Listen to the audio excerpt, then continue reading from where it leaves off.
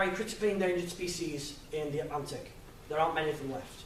So if you go down to Cornwall, you can actually dive with these guys. You know, I dived with some of these guys in South Africa, and to be perfectly honest, I looked down and I thought, how would anyone want to fin you? Because they're like the cutest thing in the whole world.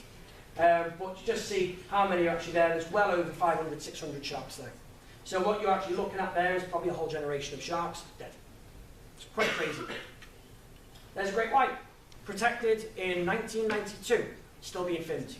There is a guy in Southeast Asia who still trades in shark fin and great white shark liver whale, even though they're a protected species. So it's highly illegal what's going on with them. I'm just going to show you some footage as well, just because showing you images is one thing, showing you some footage is another. So again, I'm sorry, it's only 1 or 2 minutes long, and then I'll move on with the presentation.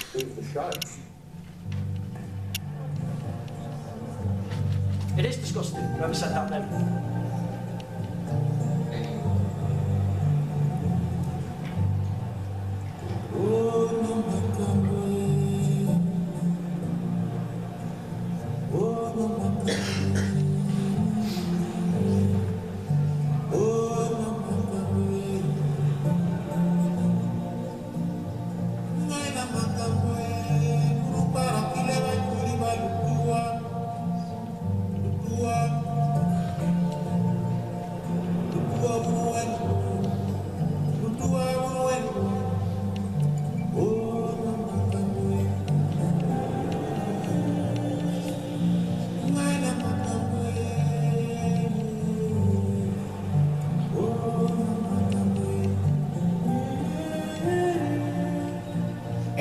Sharks still alive, guys. You can see it thrashing around underneath them.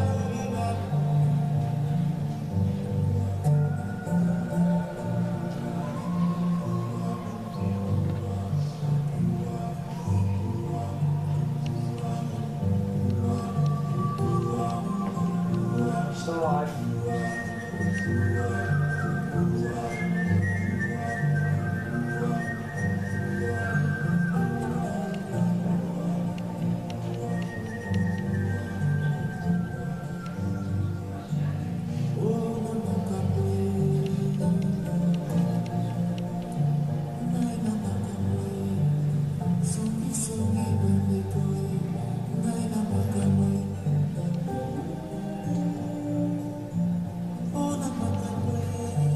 Still alive, guys.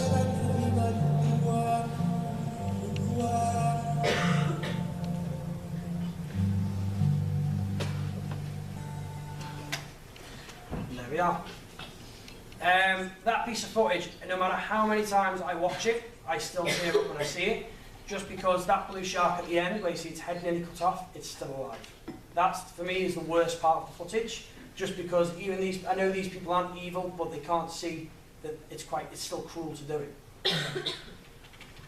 When it comes down to what we pay, it's 80 cents per kilo of shark fin. So to a fisherman, 80 cents in some areas of the world, it's actually quite a lot of money. But for a kilo, in our part of the world anyway, it's not that much money.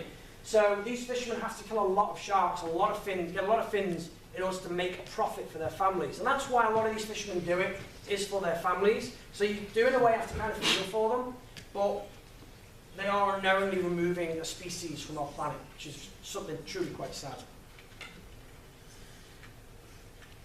So as I said there, you know, it's a part way of life for some people. Those guys up there are something quite special, actually, in my opinion. They kill 1 shark every month, or 2 sharks every month, and they use everything. They use its teeth, they use its jaws, they use its fins, they use its skin. Everything from that shark is used in a village, and they don't kill that many. Although it has now been shown that you only need a population of 70 people on a small island to remove a whole population of sharks in an immediate area. So you don't actually even need that many people to remove a population of sharks. But to only kill 1 or 2 a month, and it's being used as food, isn't as severe as people that go out for an afternoon and kill 800, 900, 2,000 sharks. So that's the difference between small scale and large scale fishing. This guy here, looking very happy. He's doing a bit of sport fishing. Hopefully that shark went back. A lot of places now are doing catch and release. So they catch a shark, tag it, back it goes. There is a fellow though on the internet, you might have heard of him, called Mark the Shark. He is a cretin, in the best way to describe him. Because on his Instagram page, and yes, I've looked at his Instagram page only to want to throw my phone into the shark tank. In one picture, he'd be holding up an endangered species of great hammerhead. He'd be like, look at this shark, it's amazing. And then in the next photo, he'd be holding a blue shark, going, look, I tagged the shark, it's going to go back now. And it was just completely contradicting himself. So, bit of a cretin, but, you know, people. So, yeah.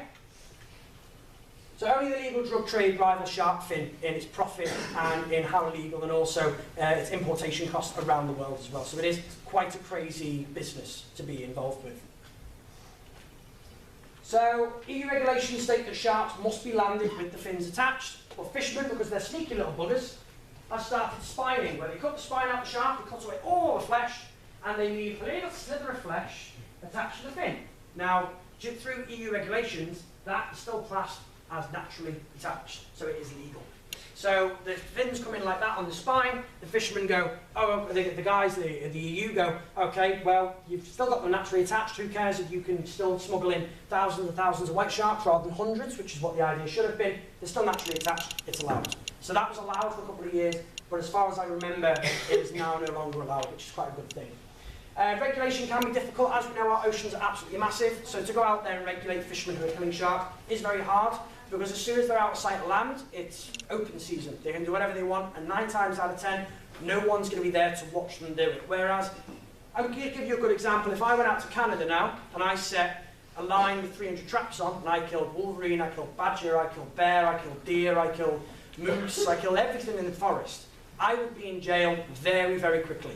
But if I went out and chucked a fishing line in with 300 hooks on, and I killed marlin, I killed dolphin, I killed turtle, I killed shark, it's very difficult to regulate it, because I can just go, chuck dolphin back in sea, no one will know it's there, done. And I won't go to prison for it. And it's very difficult to prove if someone's doing something illegal out in the open sea as well.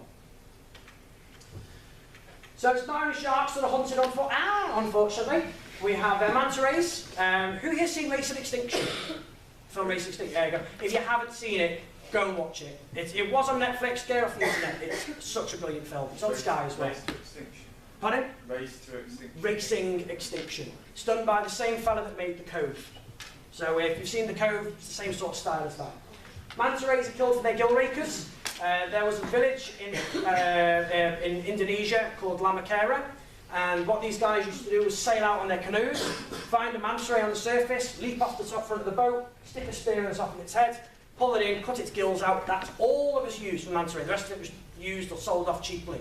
And the gill rakers were used and sold to lower blood pressure, treat bruises, stuff like that, stuff that didn't actually work, a load of mumbo jumbo. And this did decline manta ray population in that area. But the guy who set up Isla Mujeres Nature Reserve for whale sharks in Mexico also recently, it's in Racing Extinction, got manta rays put on CITES Appendix 2, protected, so they're a protected species. And you can actually go to prison for a year if you even harm a manta ray now. So they are heavily protected, and he actually converted Lamakera, which is this hunting village to kill manta rays, and I think, as far as I remember, they're trying to change over to scuba diving, so they take people scuba diving with them. And this is why ecotourism is, again, the best weapon we can have, because we can change hunting cultures to tourism cultures, and it works a lot better for everybody, because we get to dive with them, and the animals stay alive. Just thought I'd point that out. Razor skates, rings, beats, sting barbs, saw sharks, tooth rostrum, and many more. But I'm just going to show you a few examples of these. There's the gill rakers from a manta ray. There's a few manta rays dead, unfortunately, in Indonesia. There's ray you can buy from Morrison's for about £3. Yes, if you go to Morrison's now, you'll probably find ray meat on sale. Stingray barbs and tooth rostrums. I actually have an example of a tooth rostrum for you. So this is the rostrum of a giant sawfish. They are now critically endangered because they are killed. I'll hold that to the camera so the people at home can see it. So these animals were hunted exclusively for their rostrum. The rest of the animal was chucked away. And just to give you guys an idea of how big this animal actually was, if the rostrum is there, the tail of this guy would have been about here, and all of this chucked away. And that's the only thing that was took from it. It's pretty crazy. And in nature, these guys would swim through shoals of fish and would swipe this side to side and basically stun fish. But as mentioned, the only thing that's took. Other animals that are killed, come on, Crush, come out and play. So, I'm sorry, mate. So, a turtle shell. Turtle shells are also sold on the black market. It is real, just to prove to you there you are. And this was smuggled from Zantine, Greece in a suitcase. The guy was caught, he was sent to prison, and this was given to Blue Planet Aquarium. So yeah, quite a special, critically endangered species here. But if you guys want to come down at the end and have a little knock on it, or better yet, act like a Teenage Mutant Ninja Turtle, you can do. But just to show you a few of the things that are smuggled into the UK, endangered species-wise. So Ellen, if that's to answer your question, what's underneath the blanket? So. Sorry if it's a bit sad. Like. Sharks in the ocean. So sharks are very, very important. Let's just put it that way. That I have seen in South Africa. It's quite sad, but it's incredibly funny at the same time. To just watch a seal pick up a shark and chuck it across the surface of the water like a skipping stone. So sharks control 75% of our planet. They help feed other marine animals. So if you ever get like a shark kill a small whale, or if they find a dead whale, the feeding of great white on dead whales on the surface help a dead whale sink to feed bottom-dwelling sharks and snails and crabs and everything that you find on the bottom. So even sharks eating help the whole of the ecosystem. So it's really quite important animals. They help keep fish stocks healthy, going for the sick and the weak. They leave the healthy behind, stops them from contaminating our food today. And the ocean engineers. So essentially the best way to describe it, take a deep breath. Right now, everyone. Okay. 75% of the oxygen you've just breathed in was made by the ocean. And if it wasn't for a small animal called plankton, that oxygen wouldn't exist. And fish eat your plankton, which make your oxygen. And sharks eat the fish. If you take out sharks, fish have no natural predator. And they then overpopulate the ocean, eating all of the plankton, removing 75% of your oxygen. So, sat here right now, you owe every second to third breath to sharks. Quite a cool thought, think about it. Sharks help keep us alive. So the best saying to tell you guys about sharks is sharks don't need us. They're fine without us, but we need sharks. So it's not about saving sharks, it's about saving ourselves.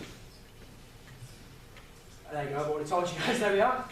So animal stocks would go out of control, causing ecological mayhem to the ocean. I'm going to touch on this a little bit more about Africa in a second. And without sharks, we would lose the main predator in our oceans. Right, here's the bit that a lot of people didn't see in the presentation last year, because it wasn't there. This year, I went out to South Africa. Eleanor messaged me the day, I can't wait to hear about Africa. So here you are, you're going to hear about it now. So I went out to the White Shark Diving Company, located in Gansbaai in South Africa. The trip was funded by myself, quids in over here, Blue Planet Aquarium and a charity in Chester. So it was a three-way sort of collaboration, and off I went on a holiday. So for 9 weeks I spent out in South Africa. For the first 2 days I spent in a hostel in Cape Town. I have never been more scared walking around in a city in my entire life. I was walking around like, phone in pocket, yes, wallet in pocket, yes. And people looked at you like, got any money? No, mate, no, nobody was saying. I remember I said to my girlfriend on my way out to South Africa, I've been told not to speak to anyone in Johannesburg Airport. And as I went through Johannesburg Airport, I walked out of arrivals to go to national domestic flights, and the guy went, "You'll go to your gate?" And I went, "Yes." And he went, "Follow me." So I followed him, and I expected to give him like £5. He went, £20. And I went, "There's a tenner." And I just walked off. He did follow me for like a second, and I just picked up the pace and carried on walking. Moving on, I was out there for May and June, which is during the best time to see white sharks, and I got an email a few days before saying, yeah, you'll see between 4 and 9 white sharks per trip, which is quite good, and I thought, oh, cracking, brilliant. So when I went out there, I was a research intern helping other volunteers, so I was helping them with their fishing, all that sort of stuff, helping just the researchers move volunteers around, and also with the animals and the research as well. This is where I was. I wish I had a laser pointer to show you. I had a laser pointer. So I was down here in Glenby. I wish, oh, that's a bad picture actually. Down here is the bay where I was. Now, out here in the middle of the bay,